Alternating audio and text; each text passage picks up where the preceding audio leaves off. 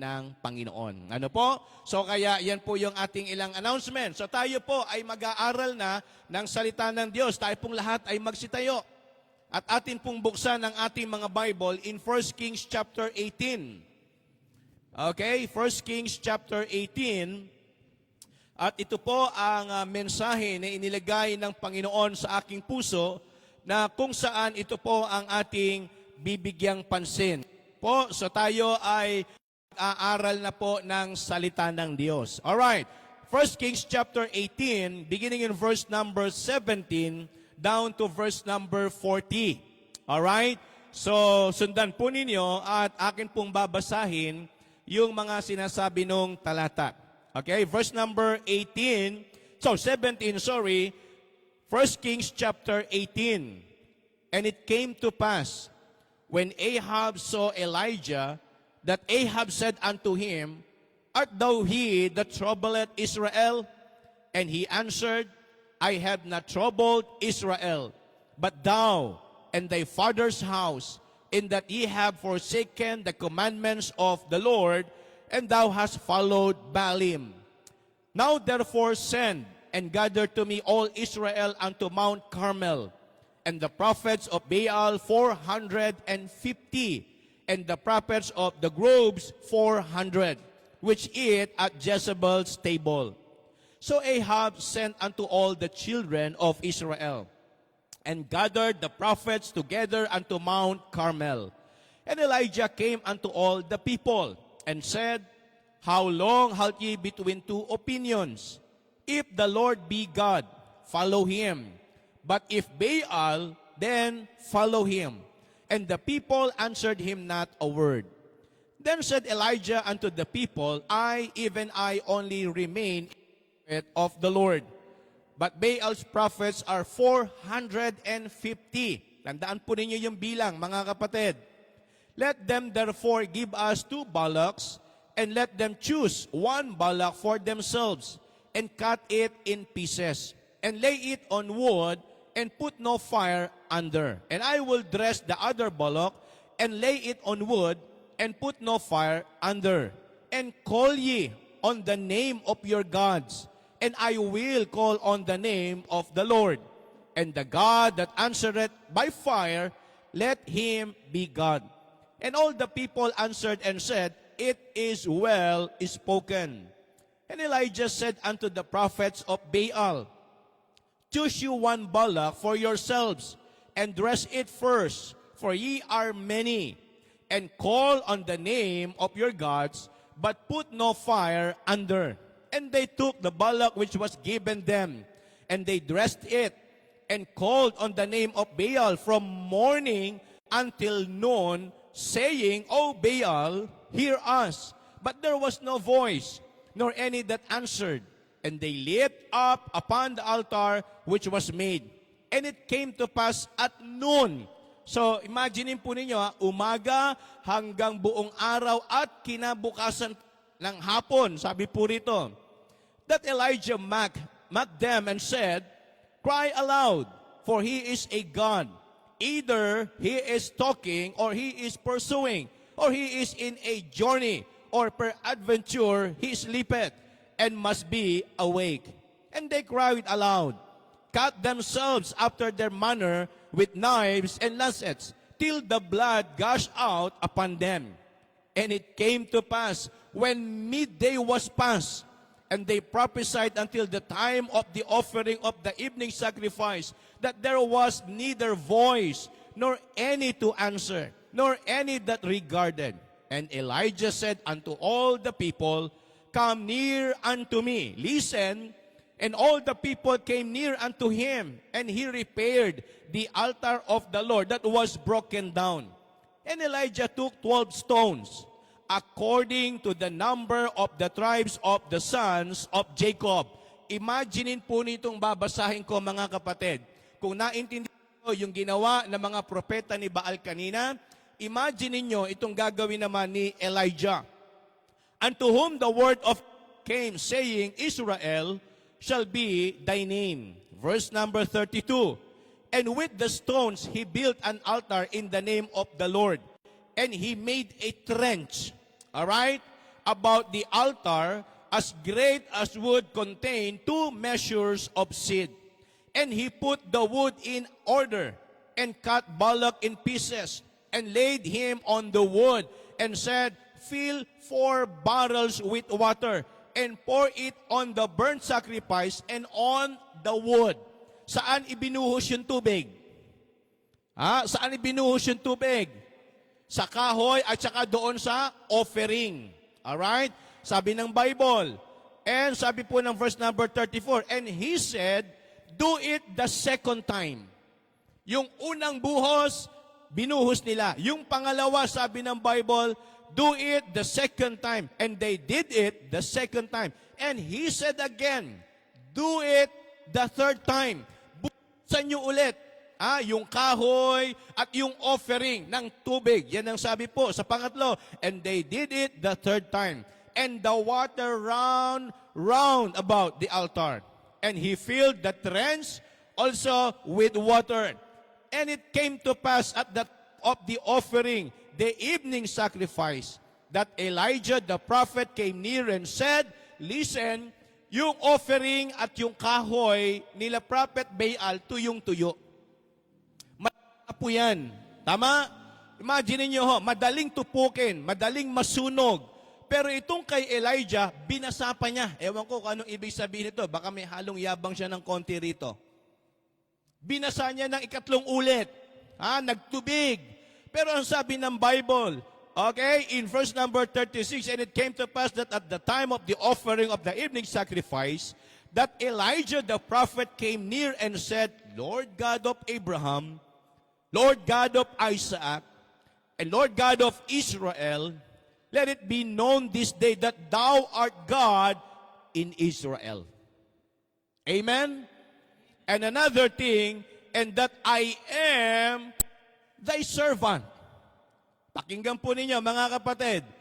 Let it be known this day that thou art God in Israel, and that I am thy servant, and that I have done all these things at thy word.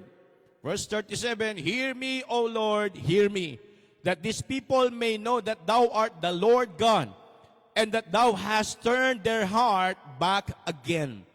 Then the fire of the Lord fell. Amen? Basang-basa ng ikatlong ulit, may trench na puno ng tubig, sabi ng Bible, samantalang doon kila propeta ni Baal, napakarami nilang nagpray, nag-iisa si Elijah, binasa pa niya, hindi ko alam. Gaya ng sabi ko kanina, baka may halong yabang. Hindi sa kanyang sarili, kundi sa Diyos na meron siya. Amen? Basain niyo pa yan ng maraming ulit. Kaya yang apuyan ng Panginoon. Amen? Kaya sa Diyos walang imposible. Amen? Sa Diyos walang imposible. Sabi ho ng Bible, Then the fire of the Lord fell and consumed the burnt sacrifice and the wood and the stones, thus and the water that was in the trench. Tuyo. Tama? Hello po. Lahat ng tubig na ibinuhos, natuyo. Lahat ng offering, nasunog. And when all the people saw it, they fell on their faces and they said, The Lord, He is the God. The Lord, He is the God. And Elijah said unto them, Take the prophets of Baal, let not one of them escape. And they took them, and Elijah brought them down to the brook Kishon and slew them there. Manalangin po tayo. Panginoon, salamat po sa umagang ito na kami po ay muling makapag-aaral ng inyong pong salita. Pagpalain mo po ito, Panginoon, sa amin pong mga puso. Ikaw po ang mangusap sa bawat isa po sa amin. Tunay po, Panginoon, na umuwi kami, maghiwa-hiwalay kaming busog, pinalakas ng inyong salita at pinagpala. Panginoon, ikaw po ang malayang kumilos sa buhay ng bawat isa. Salamat po, Panginoon, sa muling blessing na ipagkakaloob mo po sa amin. Ikaw po ang aming pinag-aalayan ng lahat ng aming ginagawa. Ikaw po ang aming tinataas. Ikaw po ang aming pinapupurihan, sinasamba ng aming po mga espiritu at ng aming po mga kapwa. Salamat po, Panginoon. Sa ipo namin binabalik ang lahat. Ito po ang aming panalangin sa pangalan po ni Kristo Jesus. Amen. Alright, so You may be seated. Well, our key verse ay yung sinabi po ng Bible na dahilan kung bakit itong si Elijah ay nanalangin sa Panginoon. Malinaw po mga kapatid na itong talatang ito ay nagpapahayag na kung anong klaseng Diyos mayroon itong si Elijah. Naniniwala po ba kayo na ang Diyos natin ay kayang gumawa ng imposible? Naniniwala po ba kayo na sa Diyos natin walang hindi siya magagawa? Kahit gaano pa kalaki ang atin pong suliranin, kahit gaano pa kadami ang ating iniisip at pinagdadaan ng problema, sa makapangyarihang Diyos ni Elijah, ang lahat ng yan may sagot. Ang lahat ng yan ay mayroong nakaabang na solusyon. Amen? Kaya nga kung meron po sa atin ditong may pinagdadaanan, meron na tayong problema. Ang tagal na ho nating iniiyak sa Panginoon. Ang tagal na ho nating ipinapanalangin. Maniwala po kayo, ang Diyos natin ay nakikinig sa ating lahat. Pinakikinggan ka ng Panginoon, pinakikinggan tayo ng Diyos, ang iniintay niya lang ay yung pagkakataon na magawa niya yung kanyang kagustuhan at kalooban sa buhay natin. Ano ba naman yung problema natin, pera? Imposible ba sa Diyos yun? Napakayaman ng Diyos natin. Ano ba naman yung meron tayong iniindang karamdaman? Patay nga, kaya niyang buhayin eh. Hello po.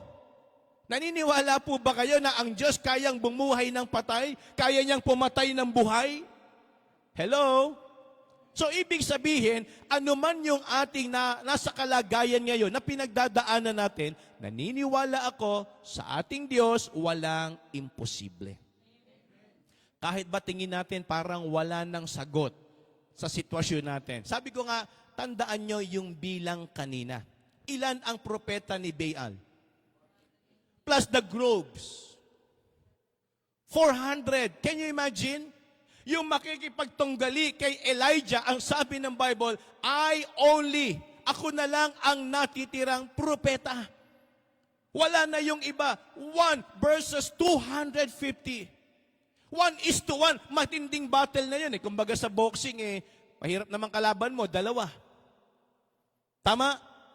Sa boxing, isa lang ang kalaban mo, kailangan paghandaan mo na ng matindi. Naniniwala po ba kayo na sa kaaway natin, hindi ho tayo pwedeng kumampante?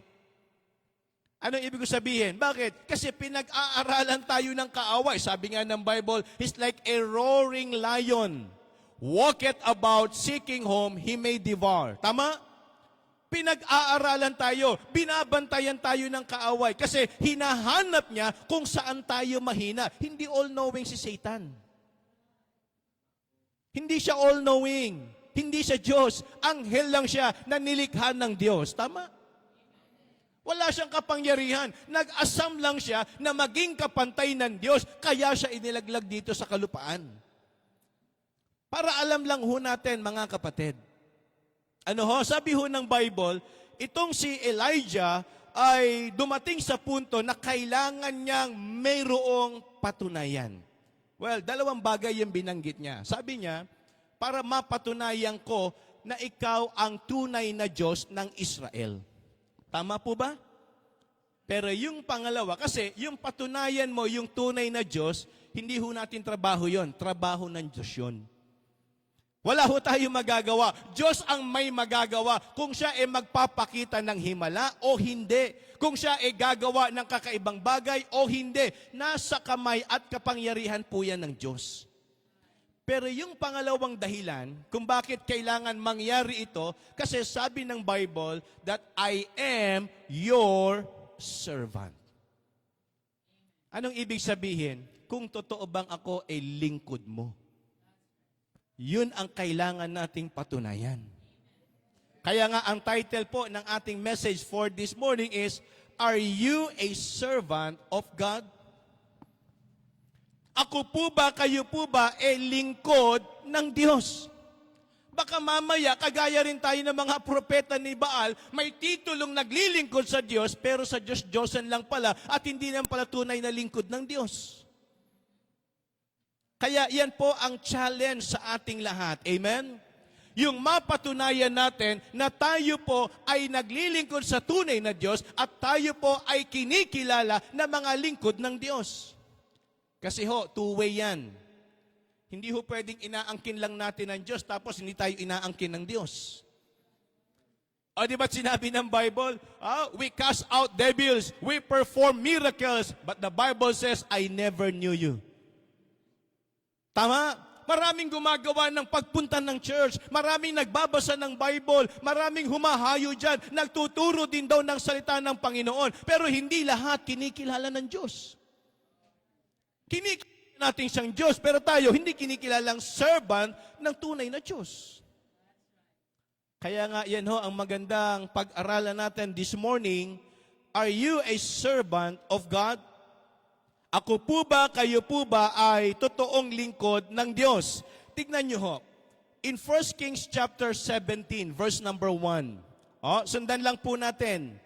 Sabi po kasi rito, and Elijah the Tishbite, who was on the inhabitants of Gilead, and said unto Ahab, as the Lord God of Israel liveth, before whom I stand, shall not be dew nor rain these years, according to my word. Are you listening? Ano po ang sabi? Pwede bang pa-add ako ng volume ng konti? Hindi ko yata naririnig yung sarili ko. Kaya medyo nagpo-project ako ng malakas. Well, in verse number 1, sabi niya, but according to my word. Kanina raw salita, galing kanina po, kay Elijah. Hindi kayo pwedeng magsalita ng bagay na sinabi ng Diyos kung hindi naman tayo propeta ng Diyos. Because yan po katumbas. Kasi alam naman natin na kapag tayo po pumantay sa Diyos, that is blasphemous. Kapusungan po yun, mga kapatid. Bawal po yun. Yun yung kasalanan na walang kapatawaran. Blasphemy ang tawag po, mga kapatid. So anong ibig ko sabihin? Wala hong kapatawaran. Pero itong si Elijah, ang lakas ng loob niya na magsalita sa hari na sinasabi niya na galing sa kanya. Pero ang totoo, galing yun sa Diyos. Tama po ba, mga kapatid? Ang sabi ho ng Bible, balikan natin. And Elijah the Tishbite, who was on the inhabitants of Gilead, said unto King Ahab, hari lang naman ang kausap niya rito. Tama po ba? Hello po. Hari ang kausap niya. And as the Lord God of Israel liveth, before whom shall I stand? There shall not be dew nor rain these years, about according to my word. Alam niyo ibig sabihin nung hindi po uulan? Alam niyo kung ano ibig sabihin nun? Magkakaroon ng famine. Bakit? Kasi ho, nung mga yun, hindi naman ho puro building ang kalupaan. Puro pananim. Tama? Kaya kapag walang tubig, walang ulan, gutom. Patay ang lahat ng tanim. Tama po? Patay lahat ng kahayupan. I mean, animals. Hindi ho yung mga hayop na tao, kundi yung mga hayop na inaalagaan. Baka pwede rin mamatay din, yung mga kahayupan na yon. Ano ibig sabihin, mga kapatid? Walang makakain, walang supply, walang provision. Famine. Alright? Okay. In 1 Kings chapter 18, the next chapter, verses 1 and 2. And it came to pass after many days that the word of the Lord came to Elijah in the 3rd year. How many years? Pakiulit po, ilang taon? From chapter 17 to chapter 18, ilang taon ang lumipas? 3 years. So, meaning, 3 taong famine. Tama po ba ako sa computation? Yan ang sabi ng Bible. And it came to pass after many days that the word of the Lord came to Elijah in the 3rd year, saying, Go shew thyself unto Ahab, and I will send rain upon the earth. Praise the Lord. Yung 3 taon na walang ulan, sabi ng Panginoon, magpakita ka na ulit kay prophet, kay King Ahab, uulan na. Kaya nga, yung tanong ko kanina sa mga binasa natin talata, nung nakita siya ni King Ahab, sinisisi siya. Ikaw ang dahilan, kaya kami nagka-famine. Sumagot si Elijah, hindi ako, ikaw. Kayo, di ba? Kasalanan nyo yan, kaya nagkaroon ng famine. Ba't ako sisisihin nyo? Sabi ng verse number 2, and Elijah went and to shew himself unto Ahab, and there was a sore famine in Samaria. Severe meaning, matinding katuyuan, matinding gutom at kahirapan. Severe nga eh. Pag sinabing severe, kilala niyo ba yun yung severe? Kapit ba yung si Bir? Di ba? Si Bir, si June, di ba? Si Bir. Anong ibig ko sabihin, mga kapatid? Ang sabi ng Bible, there was a sore famine. Severe famine in Samaria. Terribling gutom, terribling kahirapan, maraming namamatay, maraming nasisirang pananim, maraming nagbibitak-bitak na bahay. Tuyot na tuyot eh. So, ano ibig sabihin? Elijah was a prophet of Yahweh sent to the northern kingdom of Israel during the reign of King Ahab. Through displays of miraculous power and prophecies of hard truth, ang hirap nun para sabihin mo sa hari, hari, magkakagutom dahil sa'yo. Subukan niyong gawin niya, mayor. Subukan niyong gawin niya sa presidente. Pumunta ka ron. Kaya tayo naghihirap-hirap dahil sa'yo eh. Pwede ba yun? Hello po. Baka hindi ka makalabas ng Malacanang. Baka hindi ka makalabas ng Barangay. Baka hindi ka makalabas ng City Hall. Tama po ba? Nagkakaintindihan tayo? Para tumayo si Elijah doon at sabihin kay King Ahab, magkakaroon ng gutom dahil sa'yo. Kilala niyo ba kung sino ang asawa ni Ahab? Ni King Ahab. Kilala niyo kung sino ang asawa niya? Si Jezebel. Numero 1 terror. Mamamatay tao. Salbahe. Sabihin niyo na lahat ng pinakamasama sa ugali ng tao na kay Jezebel. Pumapatay, nagpapapugot ng ulo, nagpapakulong, wala siyang pakialam. Kaya nga pag pinag-aralan itong kabuuan nito, binantaan niya nga si Elijah, hindi ka ba natatakot sa akin?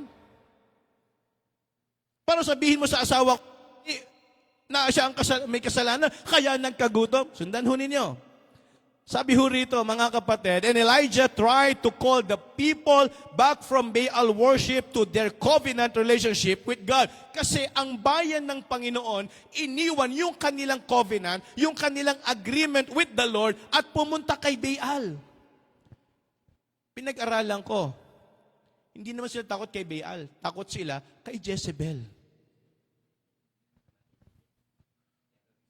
Dapat yata siya na lang ang Diyos hindi si Baal eh.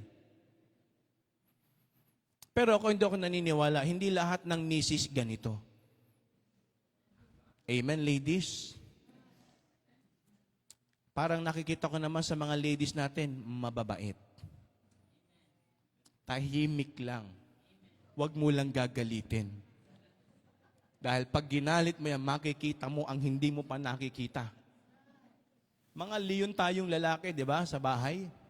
Tayo ang Lion King. Ika nga, di ba, parang King of the Jungle tayo eh. Tayo ang leon, ang bahayan, tama? Ang problema lang, may trainer tayo na may hawak na latigo. Sinasabi nila, sit! Pa! Pinauupo ang leon ng mga trainer. Sabi ng Bible, natatakot yung mga tao. Pero para sa akin, sa pantaha ko, hindi sila takot kay Baal. Takot sila kay Jezebel. Sabi nga ng Bible, itong 250 at saka yung 200 na propeta o prophet of the grove, sabi ng Bible, kumakain sa table ni Jezebel. Parang siya ang hari, hindi si Ahab. Ganun ba yung mga ladies natin? Pag sinabing, upo! Kaya nga sabi ko noon, nung nag-preach ako sa Samar, ewan ko, nabanggit ko rin naman dito yon. Kami mag-asawa, pinag-usapan namin yan pagdating sa decision making. Ang major decision akin. Hindi niya pwedeng pakialaman yan. Yan ang sasabihin ko sa inyong lahat. Pag major decision, dapat, medyo mga tatay, Brother Ronnie, tayo dapat ang nagdi-decide ng mga major decision. Pasensya na, Ate Rose, sa mga misis na nandito, mga mister ang dapat major decision. Nabi ko yan kay Sister Len. Pero ayoko naman parang ang mangyari, ako lang di-decide. Binigyan ko siya ng pribilehiyo, power. Sa kanya ang minor decision. Totoo yan. Ilan taon na tayong kasal, ma? 21? 22? Simula noon hanggang ngayon, wala pang major decision. Puro minor. Ay di walang problema. Sabi nga nila, happy wife, happy life. Kaya kung gusto yung masaya buhay nyo, manahimik tayo. Hayaan natin yung mga minor decision, magpakasaya sila. Kaya, di ba, mami, minor lahat. Kahit anong pag-uusapan sa bahay, minor lang yan, kung na bahala. Well, mga kapatid, naniniwala ako, mga kapatid, ito ho ang pangyayari na kung saan itong si Elijah gusto balik ang bayan ng Panginoon doon sa true worship. Yung kanilang relationship with the covenant of the Lord. Amen? Kasi hindi tama. Bayang kayo ng Panginoon. Siya ang nag-alis, nagligtas, nagpakain, nag-ingat, tapos sa iba kayo sumasamba. Sa panahon po natin, tama po ba? Sinave tayo ng Panginoon, pero sa iba tayo nagpapagal. Sinave tayo ng Panginoon, binigay niya yung buhay niya doon sa krus para tubusin tayo sa kasalat at pahamakan. Tapos sa iba tayo sumasamba. Sabi ng Bible, He is a jealous God. Kung tayo nga, ayaw natin yun Ang Diyos pa kaya, buhay niya ibinigay para sa atin. Yan ang sabi ho ng Bible. Elijah was a prophet of God. Propeta siya ng Panginoon. Pero sa prayer niya, Lord, kailangan kong mapatunayan dito sa taong ito, hindi lang na Diyos ka, kundi ako rin ay propeta mo. Para lahat ng sasabihin ko, paniwalaan nila. Amen? Ito ho yung mga bagay na magandang makita natin. Are you a prophet or servant of God? Kasi kung servant tayo ng Panginoon, dapat ito yung ating kalagayan. Number one, here we can see, the prophet or the servant of God is living in God's will. Hindi po pwedeng lingkod tayo ng Panginoon, pero nabubuhay tayo outside His perfect will. Hindi pwedeng nasa labas tayo ng kalooban ng Diyos, or else, mako-confuse yung mga tao. Kristiyano ka, bakit hindi ka sumusunod sa Panginoon? Kristiyano ka, tagasunod ni Kristo, bakit hindi si Kristo ang sinusunod mo? Tama po ba, mga kapatid? Ang tawag sa atin, hindi baptist. Ang tawag sa atin, Christian. Yung katawagang baptist, pangalan ho ng church. Pero yung ating pong kalagayan sa harapan ng Panginoon, Kristiyano ho tayo. Followers of Christ. Amen? Pwede niyong baliwalain ng baptist, pero yung pagiging Kristiyano, hindi pwede. Kasi kung totoo tayong Kristiyano at tumanggap sa Panginoon, dapat followers of Christ tayo. Hindi followers of Baptist. Tama po ba? Hindi ko minamalit at hinahamak ang pangalang Baptist. Proud ako na naging Baptist ako. Dahil dito ako naligtas. Dito ako lumago. At dito po ako tinawag ng Panginoon. At dito ako nagpapastor. Amen? Ang gusto ko lang pong i-emphasize, mga kapatid, hindi ho tayo pagdating sa langit, Baptist ako. No, Kristiyano tayo. Tagasunod tayo ni Kristo. Amen?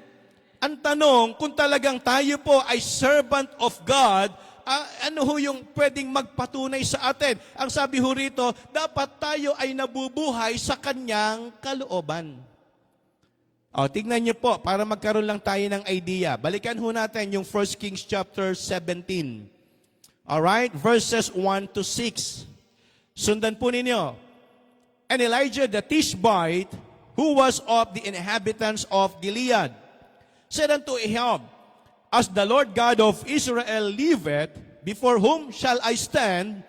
There shall not be dew nor rain these years.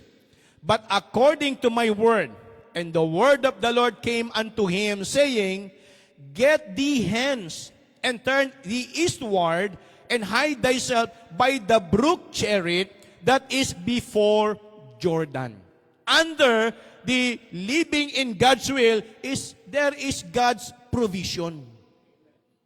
Kapag tayo ay nasa kalooban ng Diyos, hindi po pwedeng papagkukulangin niya tayo.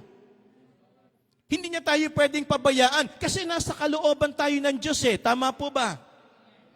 Kaya nung sinabi ng Panginoon kay Elijah, sabihin mo kay King Ahab, magkakaroon ng famine. Magkakaroon ng tagtuyot. Sabihin mo sa kanya, pero ano sabi ng Panginoon? Umalis ka dyan.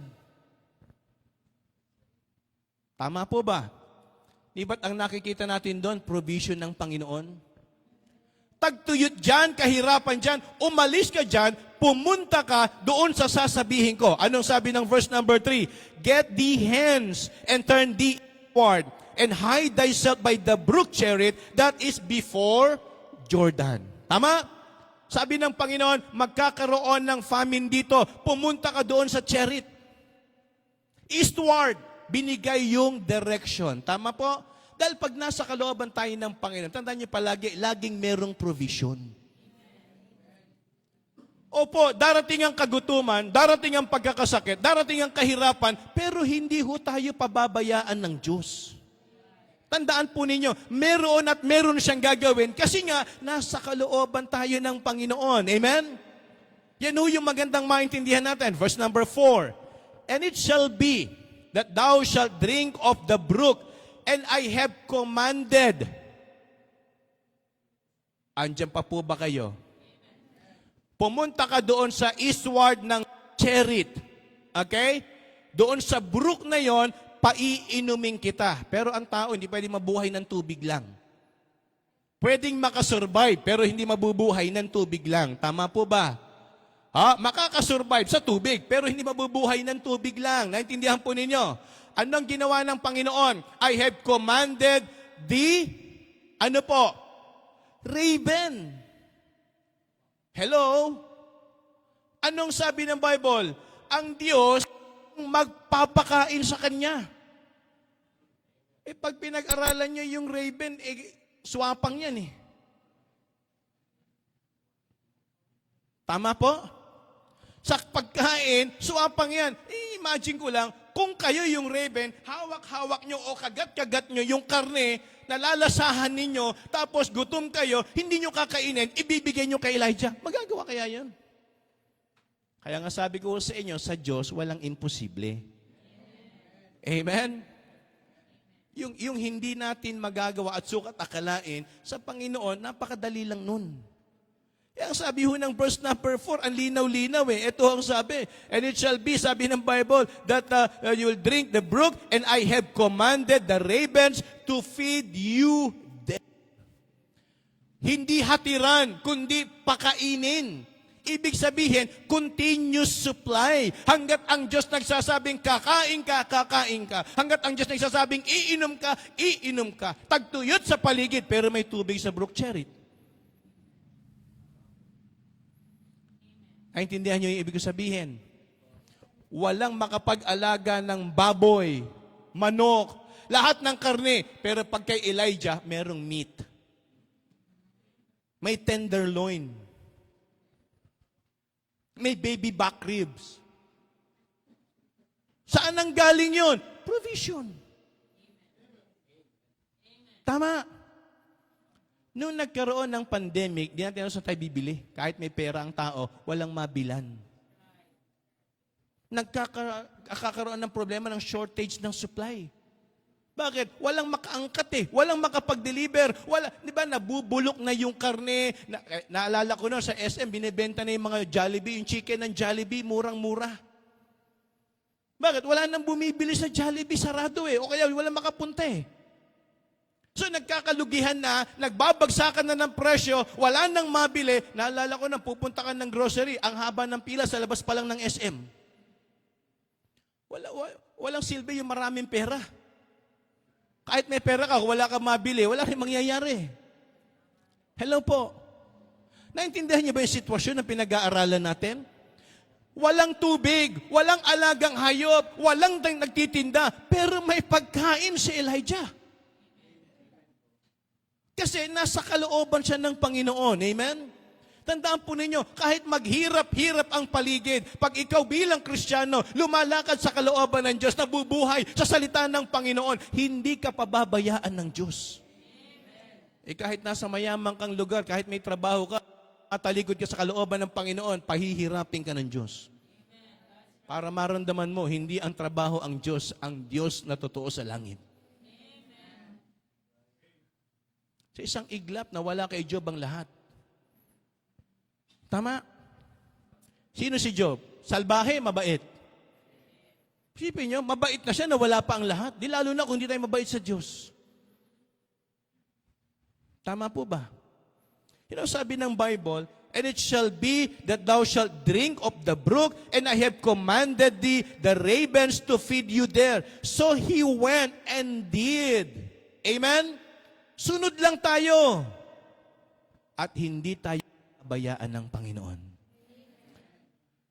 So he went and did according to the word of the Lord, for he went and dwelt by the brook Cherith that is before Jordan. And the ravens brought him bread and flesh in the morning, and bread and flesh in the evening, and he drank of the brook.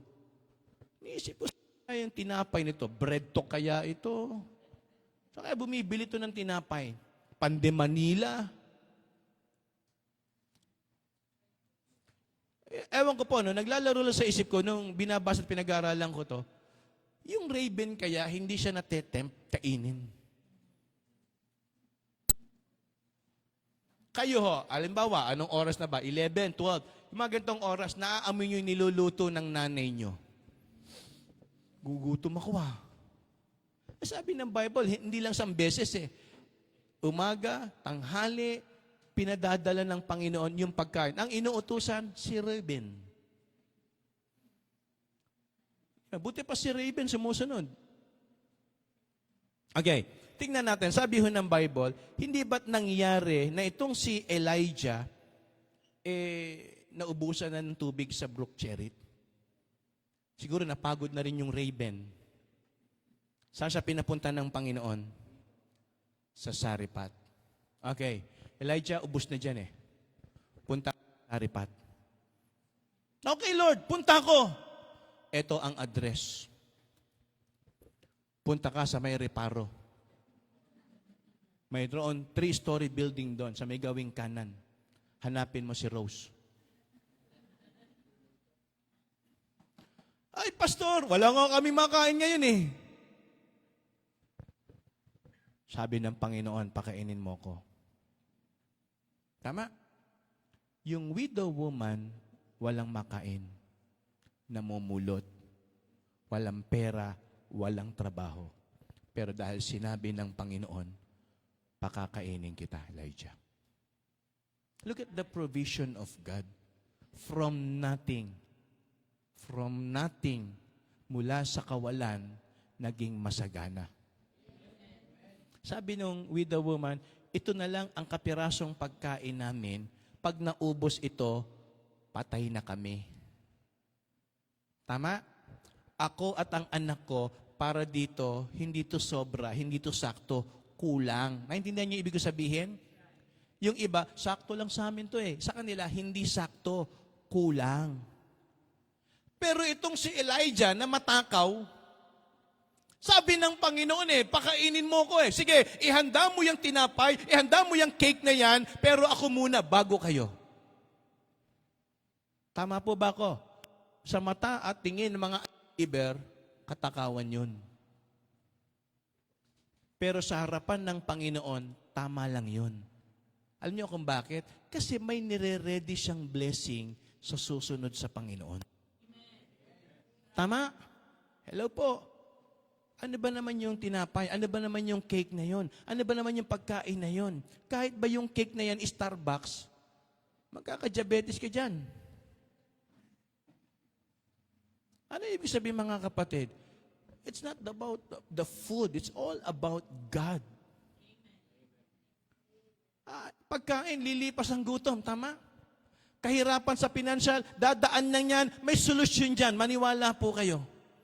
Yung wala nga Kristiyano, may solusyon dyan Di ba? Tama ba ako? Yung walang Panginoon na mga tao, may solusyon dyan. Maghanap lang yan ng mga, di ba? Oh, 5-6, 5-6. Solve ang problema. Pero sa Kristiyano, di ba, mas dapat panatag tayo kasi may Panginoon tayo eh. Mas kaya nating solusyonan. Tama?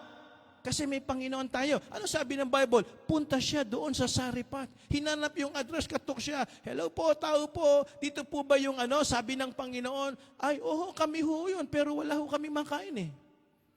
Ay, hindi, wala ho akong pakialam. Pakiready nyo na ho yung pagkain ko. Wala nga ho, kulang ho sa amin to. Pag naubos to, patay na kami. Hindi ho totoo yun. Hindi totoo yun. Sa Diyos kayo maniwala.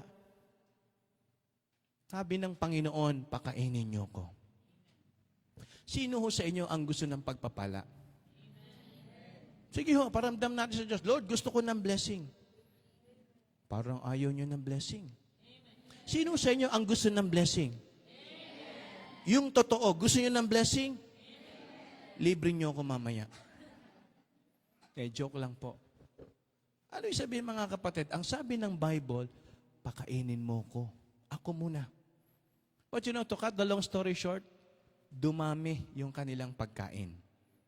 Tama po ba? Hindi sila nagutom. At higit sa lahat, hindi sila kinapos. Amen? Ito pang malungkot, pero naging masaya. Bakit? Namatay yung anak eh. Sabi nung babae, yung nanay, kaya ka ba pumunta rito para magdala sa amin ng malas? Sabi ni Elijah, hindi. Ako ang sagot ng Panginoon sa pangangailangan nyo. Hello? Ako naniniwala, ang Diyos, after din siya sa, hindi lang sa ating, yung physical being. Ang Diyos after din sa ating spiritual being. Namatay yung bata eh. Ano gagawin ng nanay? Wala nga siyang pera eh. Pero buti na lang nandun si Elijah. Nabuhay yung bata. Amen? Tama po ba? So hindi ba't ito yung kwento na kapag nasa kalooban ka ng Panginoon, hindi po pwedeng walang provision. Yung babae, yung widow woman, naghihirap, pero nung dumating si Elijah, na inuna niya ang Panginoon, namatayan ng anak, may provision. Tama? Ano sabi ng Bible? Binuhay ni Elijah. Medyo nahihiwagaan lang ako. Ang problema ni Elijah, dahil may famine. Tama po ba? Hello po, nandiyan pa po ba kayo? Tama ba ako? Aware ba kayo na merong famine? 3 years? Okay? Hello po. Ang pinag-uusapan natin, living in God's will. Okay. Isipin nyo to. Yung kagutuman, ang pangangailangan, sino? Diyos. Yung problema nung babae na namatayan ng anak, ang nag-solve, si Elijah. Di ba niya kayang gawa ng paraan na may makain siya kahit walang Diyos? Propeta na siya eh. Bumubuhay nga siya ng patay eh. Hello?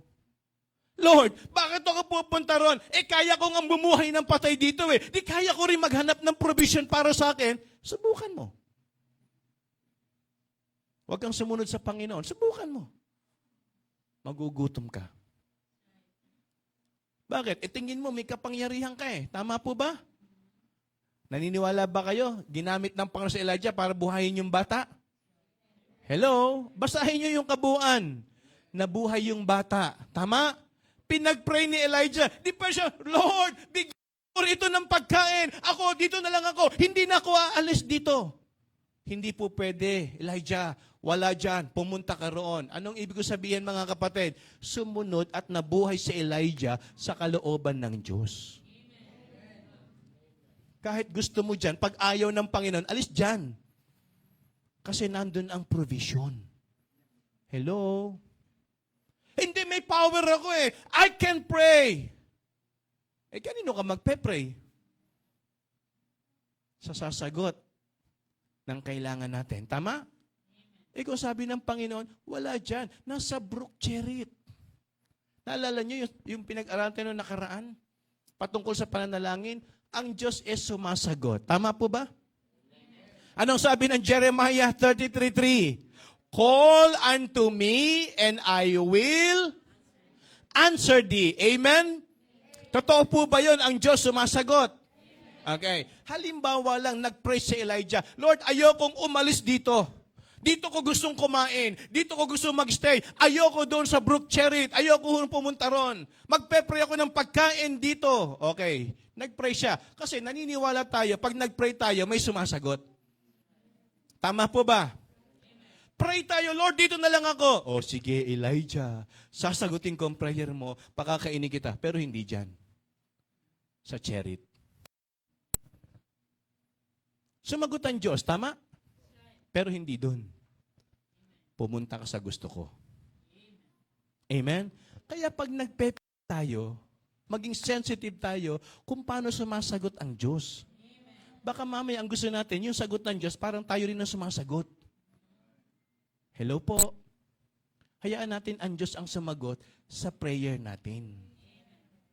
Sana malinaw po yun, mga kapatid. Alam niyo, sabi nga ng John chapter 5, verse number 30, ito ho yung halimbawa ng tunay na naglilingkod sa Panginoon at sinusunod yung kalooban ng Diyos. Sabi ng Panginoon mismo, si Jesus Christ. Verse number 30, John chapter 5, I can of mine own self do nothing. As I hear, I judge, and my judgment is just. Yan po ang sabi ng Bible, because I seek not mine own will. Amen? Hindi yung gusto ko. Kung hindi, ang sabi niya, but the will of the Father which hath sent me.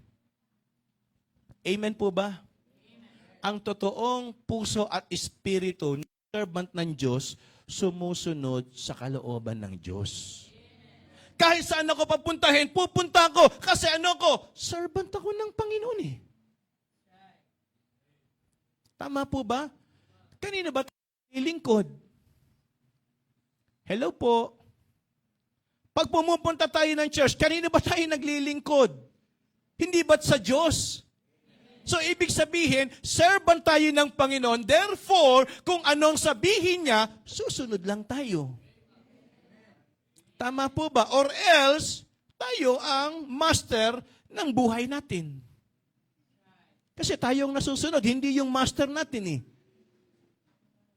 Kaya dapat maging malinaw po yun, mga kapatid. Are you a servant of God? If yes, say amen. Tama? Servant ako ng Panginoon. Sa Kanya ko naglilingkod. Therefore, follow His will. Sundin natin kalooban ng Diyos. Amen? Second thing, as a servant of God, here we can see praying for God's will. Ang servant ng Panginoon, ang pinapanalangin, ang ginugusto, yung kalooban ng Diyos. And look at this prayer. Balikan natin.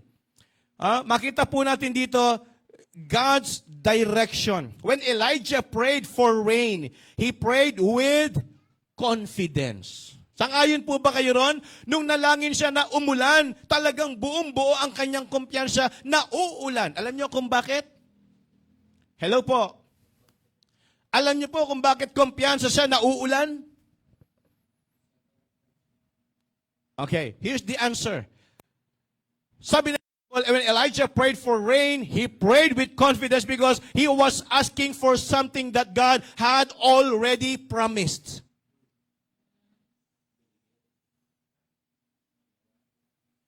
Ano yung sabihin? Kaya ako panatag na mangyayari. Pinangako na yan ng Diyos eh. You know, the Bible says, I will never leave you nor forsake you. Not just a statement or a simple phrase. That is God's promise. Kaya matakot. I will never leave you nor forsake you. Kaya ang Kristiyano dapat matapang. Sa kahit anong problema, huwag kayong matakot. I will never leave you nor forsake you. Promise siya ng Panginoon. Amen? So when Elijah prayed for rain, parang, ayan na, uuulan. Di ba naalala niyo yung preaching ko? Sabi ng Bible, Ahab, lumabas ka. Tignan mo. Tingnan panahon. Sabi niya sa servant niya, balik ka ulit doon, tignan mo. Di ba meron siya nakita parang kasing liit ng kamay? Na namumuo. Sabi ng servant niya, parang wala naman nothing. Hindi, balik ka ulit, tignan mo. Tignan mo yung dagat. Parang oo nga. Pero kaya lang parang sinliit ng kamay ng tao. Pero maya-maya, biglang namuo yung ulap na maitim. At ang sabi ni Elijah, sabihin mo kay Ahab, sumakay sa chariot niya, pumunta na siya ron dahil hindi titigil ang ulan. Amen? Si Elijah ba ang makapangyarihan o yung Diyos ni Elijah? Hello? Alright, para mapatunayan natin, sa 1 Kings chapter 18, verse number 1, and it came to pass. Ano ang sabi ng verse 1? After many days, that the word of the Lord came to Elijah in the 3rd year, saying, Go, shew thyself unto Ahab, and I will send rain upon the earth. After 3 years. Tandaan nyo, pag may tagtuyot, may tag-ulan. Tama? Pag may taglamig, may tag-init. Pag may taggutom, puro gutom. Tama mga kapatid, laging merong sagot ang Panginoon sa anumang sitwasyong meron tayo. Because sabi ng Bible, everything made beautiful in His time. Kaya tandaan natin yan. Sabi ng Bible, ito yung gusto ng Panginoon Dito siya masayang-masaya Tignan po ninyo. In chapter 18 pa rin, verses 36 to 37, And it came to pass at the time of the offering, the evening sacrifice, that Elijah the prophet came near and said, Lord God of Abraham, Isaac, and of Israel, let it be known this day that thou art God in Israel. This is the prayer of Prophet Elijah. Look at his prayer. Anong sabi niya rito, mga kapatid? Let it be known this day that thou art God in Israel. Tama? Look at the content of his prayer. Lord, ang prayer ko, sana makilala ka ng mga taong ito. My question is this, hindi mo siya kilala? Kilala naman siya, tama? Takot lang sila kay Jezebel. Kasi ang Diyos natin mabait. Ang Diyos ng mundo, terror. Tama po ba? Ang Diyos natin nagmamahal. Ang Diyos ng mundo, nananakit. Kaya marami natatakot kaysa Satanas, kaysa kay Diyos. Kaysa sa Diyos. Bakit? Ang Diyos natin mabait Tama po ba? Anong sabi po rito? Balikan natin. Yung karugtong. Sabi ng verse number 37 o verse number 36, and that thou art a God of Israel, and that I am thy servant. Tama? Ang prayer request niya, Lord, makilala ka ng mga tao, makilala nila ko na ako ay lingkod mo. Alam niyo, napakahalaga nun. Makilala tayo ng mundo na Kristiyano tayo. Ano sabi ng Bible? Ye are the salt of the earth. Light of this world. Amen? Kaya nga, glorious light tayo Liwanag tayo dapat sa sanlibutan. Yan ang dapat makita ng mundo sa buhay ng mga tunay na Kristiyano. Maging ilaw ng sanlibutan. Amen? Maging salt. Nagsha-shine. Amen? Di ba masarap kumikinang tayo sa mundo? Di pag nakita kayo ng asin, sa malayo, namumuti. Tama? Nakapunta ng Pangasinan. Di ba maraming asinan sa Pangasinan? Tama? Yung mga sino yung mga panggalatok dito? Mga taga Pangasinan. Di ba? Pag napunta, saan bang gawi ang asinan? Bulinaw? Basta Alaminos? Basta somewhere sa Pangasinan, pag nakakita kayo ng asin, puting-puti yan. Pag tinamaan niya ng sinag ng araw, parang kumikinang. Ganun dapat ang Kristiyano. Let your light so shine before men. Amen? We are the salt of the earth. Kaya yun ang sabi ng Bible, sabi ng Panginoon, makilala ng mga taong ito that I am your servant. Di ba yun ang masarap? Para makilala tayo ng mga tao na servant ng Panginoon. Simple lang. Lumakad tayo sa kalooban ng Diyos. Amen? Lumakad tayo sa kalooban ng Panginoon. Verse number 36. that thou art God in Israel, that I am thy servant, and that I have done all these things at your word.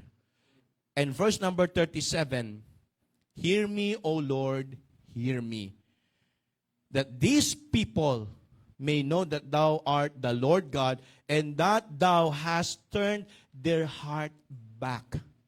Saan niya pinababalik? Sa covenant. Hindi sa pag-worship sa mga idols. Mga kapatid, ang kalooban ng Diyos, kapag lumalabas tayo doon sa perfect will niya, bumalik tayo ulit para maranasan natin yung kabutihan ng Panginoon. Nagmumukha lang masama ang Diyos kasi pag lumalayo tayo sa kalooban niya. Okay, tanungin ko po kayo, mga magulang, nanay, tatay, mahal niyo po ba mga anak niyo? Pero kailangan silang pagsabihan. Kailangan silang pagalitan. Kailangan ba araw-araw o pag may mali? Pero ang dating sa mga anak natin, terrible naman si mami. Ayaw tumigil ng kagaganon. Nagmumukha tayong terror eh. Tama ba? Mami, tama, di ba? Nagmumukha tayong parang napakasamang magulang. Bakit? Namamalo. Nagagalit tayo sa mga anak natin. Pag may ginagawa mali, yun ang tingin nila eh. Parang napakasama ng Diyos. Kung tutusin, kaya kayo pinababalik ng Diyos sa tama para maranasan nyo yung kabaitan at kabutihan ng Diyos. Subukan yung wag asarin ng magulang ninyo. Maniwala kayo, maya't maya may blessing kayo. Napakabait ng anak ko. Kukutusan ko nga ito. Ang bait, kukutusan mo. Di ba? Ang sipag ng anak ko, pagdating ko, laging malinis yung bahay, hugas lahat ng pinggan, ayos yung mga ligpitin, yung mga tiklupin. Ano ba gusto ng anak ko? Di ba, ganyan lang mo kung may kailangan to. Di ba? Yan ang alam natin eh. May kailangan to. Sige na, ano ba yung gusto mo? Hindi mahirap humingi kapag maayos ka sa Panginoon. Tama? Hindi mahirap maglambing sa magulang kapag masunurin. Pero parang ang ilap-ilap natin kapag may ginagawa tayong mali. At nagmumukha tuloy kaming masama pag nagagalit. Pero ang totoo, mahal namin kayo. Ang totoo, mahal tayo ng Diyos. And look at the prayer of Elijah. He prayed for revival.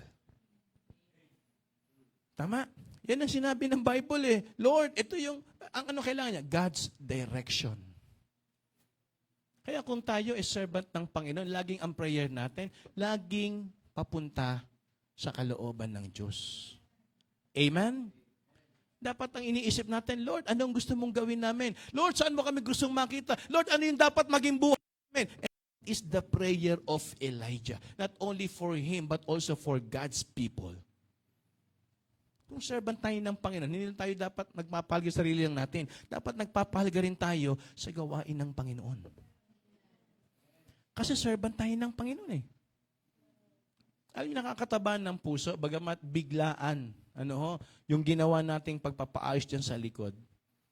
Biglaan, prayer request ko lang sana, yun nga yung sabi ko nung Wednesday sige po, ayusin lang natin kasi nakakahiya, tulad doon nung nakaraang linggo, ang totoo niyan, may pupuntang pastor sana rito, last week. Kasama ko nag-basketball. Sabi niya, doon tayo makapag-fellowship naman kila sa Glorious Light, punta tayo ron. That was Monday yata, kung ako nagkakamali, or Tuesday. Sabi ko, hindi, may pupuntahan ako, nagdahilan na lang ako. Kasi umuulan that time eh. Ayun sabihin, pag umuulan, sa labas, umuulan. Sa loob, umuulan din. Sabi ko, baka naman nakakahiya yung church, umuulan sa loob. Pagdating ko pa timing, inabutan ko, hindi maayos. Maraming nakakalat. Tapos mga sahod-sahod dyan, ang dami. Merong kaldero, merong galon ng ice cream, merong batya na biyak. Sabi ko, kung ito aabutan, hindi ako nakakahiya rito, Panginoon. Tama. Kaya sabi ko, ayusin natin. Binanggit ko ng Wednesday, purihin ng Panginoon, natapos. Yung tulo, wala na dyan. Nasa kapitbahay na, nilipat namin. Ninang floor, kayo na ho ang bahala doon. Naglagay kami ng alulod, papunta po roon. Di ho, seriously speaking, salamat sa mga member na rumisponde. Ang bilis. Ganyan nyo pala kamahal ng Panginoon. Ganyan nyo kamahal yung gawain. Amen? Mamaya mag-abang tayo ng ulan dyan. Wala na hong tutulo. Bakit? Umaaraw eh. Wala na hong tutulo dyan. Umaaraw eh. Ay, nakailang akyat si Preacher Christian, tapal dito, tapal doon.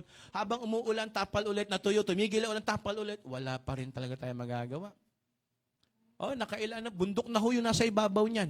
Nagugulat kayo, bundok na sa sobrang dami ng tinapal ni Preacher Christian dyan. Meron pa rin naman ho talaga. Totoo ho. Meron pa rin. Sabi ko, pag umaraw, tsaka natin dagdagan.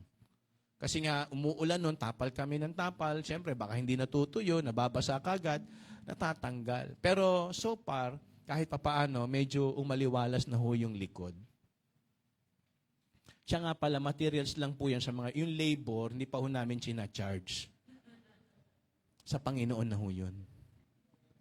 Tama? Ay, salamat din sa mga workers natin. Si Leo, nandiyan, kasama si Leo. Hindi ho yan pumasok. Ilang araw hindi pumasok kasi wala silang pasok eh. Tumulong ho rito yan. Ang aga-aga hanggang gabi, nagpupupuk kami rito. Birthday niya. Oh, totoo po, di ba? Birthday mo nun? Birthday niya, nagtatrabaho rito. Eh, kung hindi ho yan nagtrabaho rito, malamang nasa lamesa yan. Buti na lang, saved na yan at baptized pa. Na-convert na, sabi ko, huwag ka na dun uminom. Dito na lang tayo uminom. Oh, nag-inuman kami rito. Kape nga lang. Oh, nililinaw ko ha, kape ang ininom ho namin. Ang pangalan, San Mig Light Coffee. Oh, kala nyo ha, lusot pa rin. Di ba pangalan mo yung San Mig Light Coffee ba yun? Tamang doon. Oh, yung San Miguel. Pero kape yun, mga kapatid. At wala ho sa bote, sa sachet. Nililinaw ko lang. Baka may gumaya sa amin. Uy, sabi ni Pastor pagka-baptize natin, mag-celebrate tayo, mag-inuman muna tayo. Sabi, totoo nangyari ho yan sa ibang church eh. Magkakapatid sila, na-baptize eh. Manginginom. Ba, nagulat siya, yung kapatid niya nandun nasa Paddy's Point. Ano ginagawa niyo dyan? Kuya, nagiinuman kami. Bakit? Sineselebrate namin, kababaptist lang namin eh. Sabi ko, pag nalaman ni Pastor yan, yari kayo. May nag-celebrate ba? Wala naman sa mga mag-celebrate. Huwag lang ho yung gano'n. Kaya Brother Leo, di ba? Sabi ko, nag-inom kami rito, kape nga lang. Kaya sabi ni Brother Gap, ubos na yung kape. Kabibili lang, ubos na kagad. Eto, pag may nangangailangan ho ng dugo na magdo-donate, si Gab ang ipadodonate ko. Malamang, 3-in-1 ang lalabas sa dugo niyan. Napakahilig sa kape. Habig sa kanya, okay lang naman. Bata pa naman siya eh. Di ba? Hindi pa masama yun. Pero pag tanda-tanda nito, pag ihi nito, 3-in-1 din.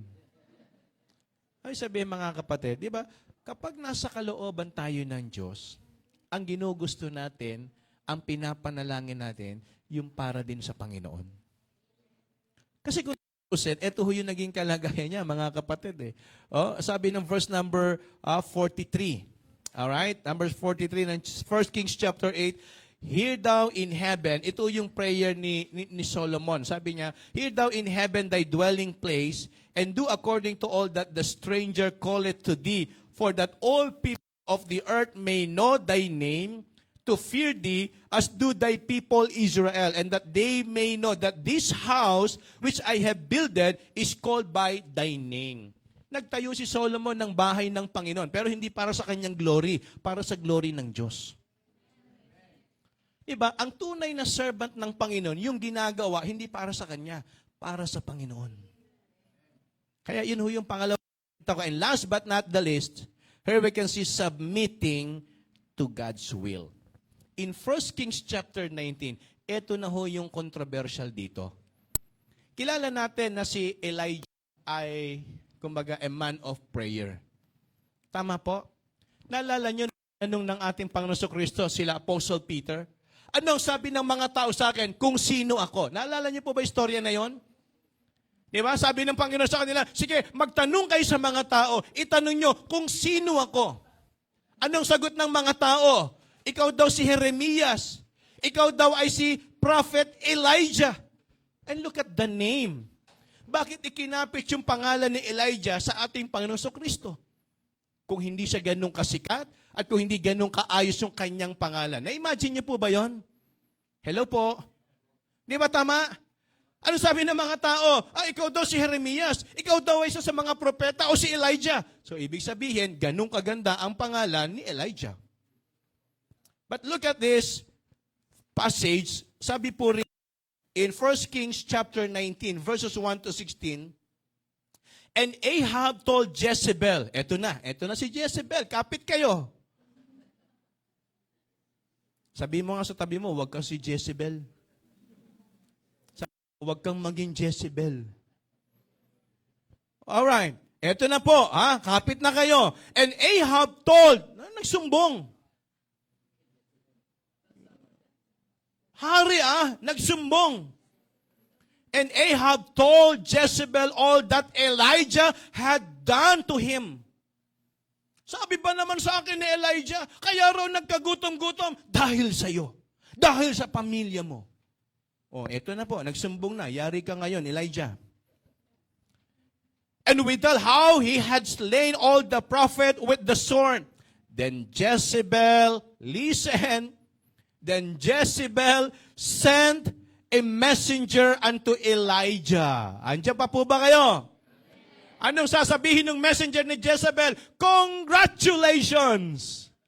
Yun ba? Alright, tuloy natin. Anong sabi ng verse number 2? Then Jezebel sent a messenger unto Elijah saying, so let the gods do to me. Hello po. Nandiyan pa po ba kayo? And more also, if I make not thy life as the life of one of them by tomorrow about this time. Bukas, hindi kayo nasisinagan ng araw. Yun ang sabi ni Jezebel. Tama. Yari ka sa akin bukas, huwag tayong magkakasalubong, Elijah. Ganyan ang ginawa mo sa asawa ko, ha? Yari ka. Subukan mo, dumaan ka sa kanto namin. Bubuhusan kita ng ihi. Yan ang sabi ng Bible. Then Jezebel sent a messenger to Elijah saying, so let the gods do to me and more also. Parang kailangan ko ng kapangyarihan. Papatayin ko si Elijah. Yan ang sabi ng Bible. Kakampihan ako ng mga Diyos ko. And when he saw that, he arose. Sino ang nakakita? Sino nakarinig? Si Elijah. Sabi ni Elijah, eto na. Eto po And when he saw that, he arose and went for his life and came to Beersheba. He flee. He take his ticket, fly to Canada. Tumakbo.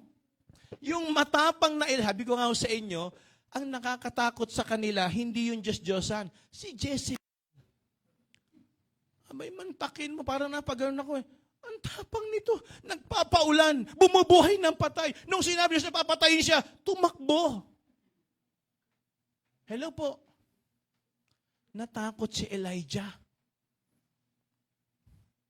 Kaya naintindihan ko si Ahab kung bakit sumbungero.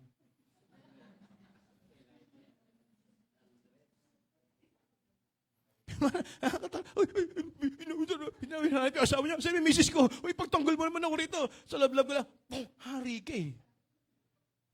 Tatakbo-takbo ka sa akin, hari ka. Hari lang ako, pero reyna ka eh. Sa chess, ang hari, hakbang-hakbang lang yan. Ang reyna, ikot-ikot yan. Talagang wawalisin buong bahay yan.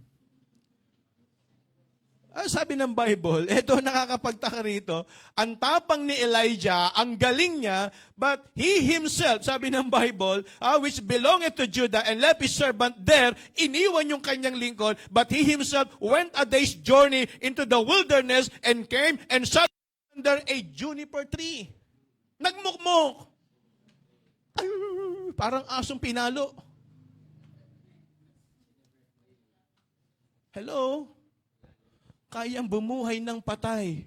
Kayang gumawa ng himala. Kayang magpaulan. Tapos yung sinabihan, papatayin kita, tumakbo. Meaning, a servant of God or a man of God is real man, not God. Always don't forget, tao lang tayo. Hindi tayo Diyos. Normal na natatakot tayo. Normal na nadi-discourage tayo. But listen, hindi pa tapos ang kwento. Tama? Ang sabi ng Bible, kawawa naman to si Elijah. Walang ginawa kundi magtatakbo. Bakit? Haba ng takbo niya eh. Wala naman masasakyan nun. Tinakbo niya lang yung Beersheba. Takbo o lakad. Ewan ko kung ano ginawa niya. Pero wala sinabi ng Bible na sinakyan eh. Takbo lang siya. Anong sabi ng Panginoon? Natatakot ka sa buhay mo. To cut a long story short, kasi anong oras na po eh. May 3 puntos pa to eh. Chapter 18 pa lang to, 19. May 20. Ang dami pa nito hanggang sa kinuha siya nang hindi siya namatay. Kukwento ko pa yun, mga kapatid. Gusto niyo pa po ba? Para sabi niya, Amen. Yung Amen nyo, okay. Yung mukha, hindi. Amen. Ulitin nyo nga yung Amen nyo. Gusto niyo pa po ba? Amen. Oh, galit naman kayo ngayon. Hindi ko kayo maintindihan na, Amen. Parang umasim. Okay, sabi ng verse number 5. Balikan muna ho natin, mga kapatid. Para lang humaintindihan ninyo. And as they lay, okay, verse number 4. But he himself went a day's journey into the wilderness. A day's journey. Sabihin, buong araw siyang tumatakbo. Tama. Hello po. So iniisip ko lang, mula rito, papuntang Baguio, pag biniyahe mo yan ng sasakyan, mga 4 to 5 hours. Pero kung maglalakad ka lang, tingin ko, hindi kasya ang isang araw. So malamang, kung isang araw ka maglalakad, baka Tarlac o Pangasinan. Pwede. Tama? O imagine kung gaano kalayo. Naintindihan po ninyo? Ang layo. Ang pinakamahirap doon, yung naglalakad ka o tumatakbo ka nang kinakabahan ka. Yung tumakbo ka nga lang, nakakapagod eh. Yung mga nag-exercise, yung mga nagsusumba. O, yung mga gumaganyan-ganyan doon. O, kaya ko rin yun. Huwag lang ako kakain ng kanin. Ay sabihin mga kapatid, di ba? Tatakbuhin mo yon. Kaya ano sabi ng Bible? Verse number 5. Okay, verse number 4. Sabi ng Bible, a day's journey into the wilderness and came and sat down under a juniper tree and requested for himself that he might die. Enough. Sabi niya sa Panginoon, Lord, enough. Tama na. Pagod na ako eh. Yan ang sabi ni Elijah. Ang galing niya magdrama, no? Pwede ito mag-artista eh. Di lang propeta. Minsan ganyan tayo nagkakaproblema. Lord, tama na, ayoko na. Suko na ako. Tigil na ako sa church. Madaling sabihin yan. Pero hindi mo yan naiintindihan. Subukan mo. Ano nangyari kay Elijah? 10. Now, O Lord, take away my life, for I am not better than my fathers. Patay na kasi. Huwag niyong ikukumpara ang sarili niyo sa iba. Dalawa lang yan. Yayabang ka or mapapahiya ka. Yayabang ka kasi tingin mo, galing ka sa kanya. Tama po ba? Mapapahiya ka sa sarili mo kasi angat sa sayo, talo ka niya. Anong panalo pag kinumpara mo sarili mo? Wala. Kaya huwag kang makipagkumpara sa iba. Magpasalamat ka kung sino at kung ano ka. Kung ano yung meron ka. Amen? Lord, hindi man ako kagaya ng iba. Para salamat sa Panginoon. Ito yung buhay ko. Nag-e-enjoy ako. Masaya ako. Don't compare yourself sa iba. Hindi kalooban ng Diyos nakikipagkompetensya. Hindi kalooban ng Diyos na kinukumpara mo sarili mo sa iba. Iba ang dealing sa iyo ng Panginoon. Mabuhay ka kung saan ka nilalagay ng Diyos. You know, verse number 5, and as he lay and slept under a juniper tree, behold, then an angel touched him and said unto him, arise and eat. Alam mo, problema mo lang, Elijah, gutom, nalipasan ka lang. Minsan, ganun tayo, ano ba tawag doon? Overacting tayo. Kawawa kami. Kawawa. At yung mga buhay mo ngayon, higit ka nga sa iba kung tutuusin. Yung iba walang bahay eh. Yung iba maraming problema. Ikaw, masaya ka nga ngayon eh. Ikaw ang magandang tignan mo nga yung kasuotan mo. Sige po, tignan nyo yung katabi ninyo. Mukha bang walang pera yan? Sige po, tingnan nyo lang. Mukha bang walang pera yan? Sino yung mga nakapula? O si Ate Laura, nakapula. Birthday niya kahapon eh. Oh, Ate Laura, di ba? Meron ka nakalimutan kahapon. Totoo, Ate Laura. Birthday mo kahapon, wala kaming palabok. Buti pa nung hindi mo birthday, may palabok. Ibig sabihin, Ate Laura, puro palabok lang yun. Happy birthday, Ate Laura. Mukha bang walang pera yan? Tama? Hello po. Nagkakaintindihan po ba tayo? Minsan, pag umakting tayo ng problema, parang sobra-sobra. Kawawa na kami. Kami na ang pinakakawawa sa buong mundo. Kawawa, look at yourself. Ano sabi ng Panginoon kay Elijah? Tara nga rito, gutom lang yan, kumain ka. Takbo ka ng takbo eh. Ayun ang sabi ho ng Bible. Balikan natin. Sabi ho ng verse number 5, And as he lay and slept under a juniper tree, and behold, the angel of the Lord touched him, and said unto him, Rise and eat. And he looked, and behold, sabi ho ng Bible, there was a cake baken on a coals, and a cruse of water, at he said, and he did eat and drink him down again. Walang ginawa ito, ha? Katuga, Kain tulog, gala. Yan yung katuga. Di ba? Katuga, kain, tulog, gala. Verse number 7. And the angel of the Lord came again the second time and touched him and said, Arise, eat, because the journey is too great for thee. And he arose and did eat and drink, and went in the strength of that meat 40 days and 40 nights unto Horeb, the mount of God. And he came thither unto a cave. After the juniper tree, saan siya pumunta? Kuweba naman. Ay, Sus Mario Joseph to. Hindi ko maintindihan. Katuga nga eh.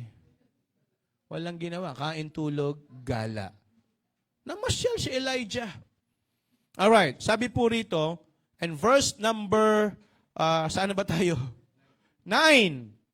And he came thither unto a cave, and lodged there, and behold, the word of the Lord came to him, and said unto him, What doest thou here, Elijah? May napansin kayo? Nung una, anghel, pagdating sa cave, and the word of the Lord came to him. Okay, tama na yung arte, Elijah. Ako na to. Hello? What doest thou here? Sabihin nyo nga pangalan nyo. Sabay-sabay kayo, begin. What doest thou here? Elijah. Bakit ka nandito? Ano ka ba? Servant of God. Bakit tayo nagmumukmok minsan sa kahirapan? Servant pala tayo ng Diyos. Tama? Okay. Subukan yung ikapit yung buhay nyo sa isang politiko na nanalo. Ano ang pwesto nyo sa gobyerno? Tama? Ay, tao ako ni Mayor eh. Alam niyo ba yung ganung kalakaran? Bata ako ni congressman eh. Alam niyo yung ganung sistema? Ano sabihin? May halong, sorry ha, may halong parang hindi lang kumpiyansa. Yabang. Bakit? Tao ko eh. Bata to ni Mayor, bata to ni congressman, alalay to ni President. Tauhan ako ni Senator. Tama po ba? Kung yung mga tao na yun, pinagmamalaki ng tao, bakit si Elijah, hindi pagmalaki ang Diyos? Hello? Are you a servant of God? Kung servant tayo ng Diyos, bakit tayo tumatakbo sa problema?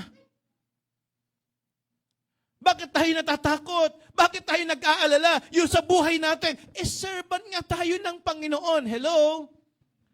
Ilan po ba ang asawa ni Ahab? Si Jezebel. Ilan ang propeta ni Baal? 450. Ilan ang tinalo ni Elijah? 450. Tapos takot sa isa. Terrible nga eh. Mas matapang pa sa Diyos-Diyosan eh. Kaya kayo, pag kayo mga lalaki, pag pipili kayo ng asawa, huwag kayong kukuha ng babaeng ang pangalan Jezebel. Maniwala kayo, huwag na magpakabading na kayo o kaya magpakaburo na lang kayo. Bakit? Delikado eh. Naintindihan ninyo? Hello po. Tama. Ano sabi ng Bible? Natakot si Elijah. Alright. Sabi po rito, verse number 11. Alright, verse number 10. And he said, I have been very jealous for the Lord God of hosts, for the children of Israel have forsaken thy covenant. So, iniwan nila yung kasunduan sa akin, bakit ikaw ang nagmumukmuk? Hello po. Makatwiran ba yung dahilan niya? Ayaw nang umati ng iba eh. Ayoko na rin. Tama ba yon? Hindi. Hindi ka servant ng tao. Servant kita, Elijah.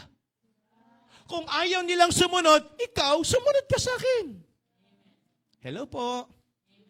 Hindi ho natin kailangan ng kasama sa paglilingkod. Ang pinaglilingkod ng Panginoon, ikaw, hindi tayo. Kanya-kanya tayong dapat humaharap sa Panginoon. Kaya kung wala kang kasama, tuloy.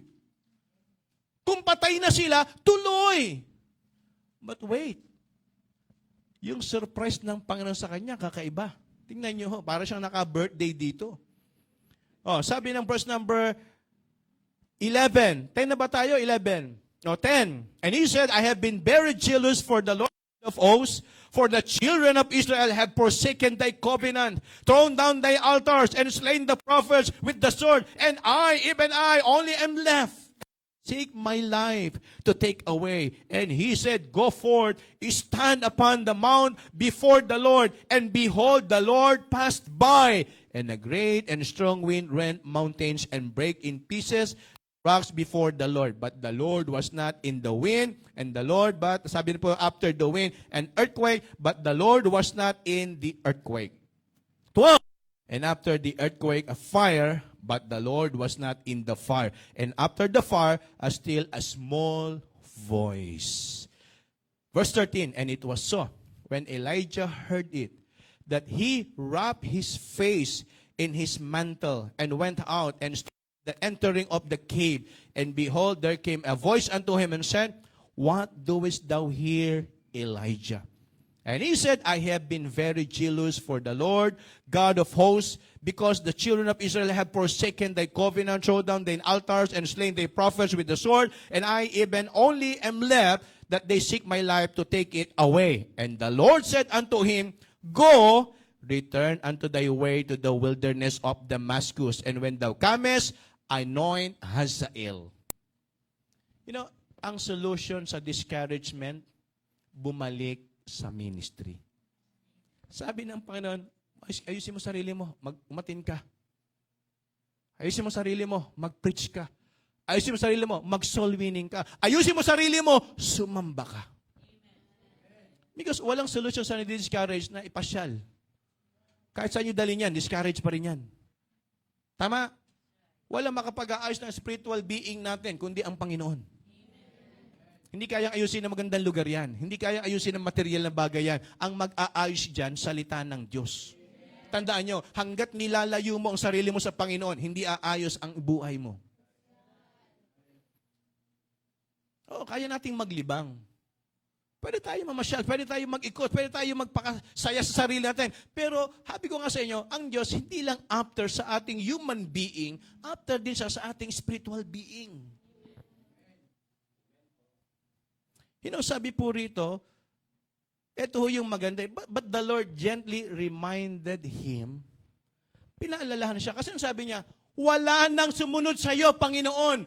Namatay na lahat ng propeta. Ako na lang ang natitira. But sabi ng Panginoon, hello? Are you sure? Pakiramdam nyo ba pag may nawala at iniwan kayo ng iba, wala na kayong kasama? Anong sabi ng Panginoon?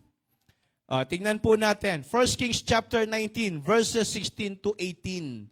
Listen, brethren, and Jehu, the son of Nimshi, shalt thou anoint to be king over Israel. Are you with me? Konti na lang po. Please, tatapusin na natin. And Elisha. Hello? Akala mo ikaw na lang? Andyan si Elisha. Hello? And Elisha, sabi ng Bible, the son of Shaphat, isipin nyo, kulang kala mo, ikaw na lang mag-isa, Shaphat. Elisha pa lang, Shaphat na. Nakukulangan ka kasi, I only am left. No, andyan si Elisha, Shaphat na. Tanga. Shaphat yan eh. And Abel Meholah, that thou anoint to be prophet in thy room.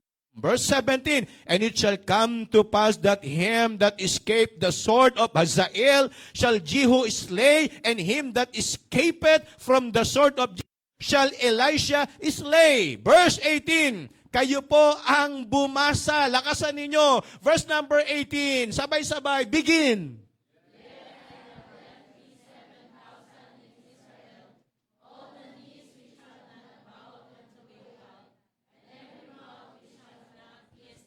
How many?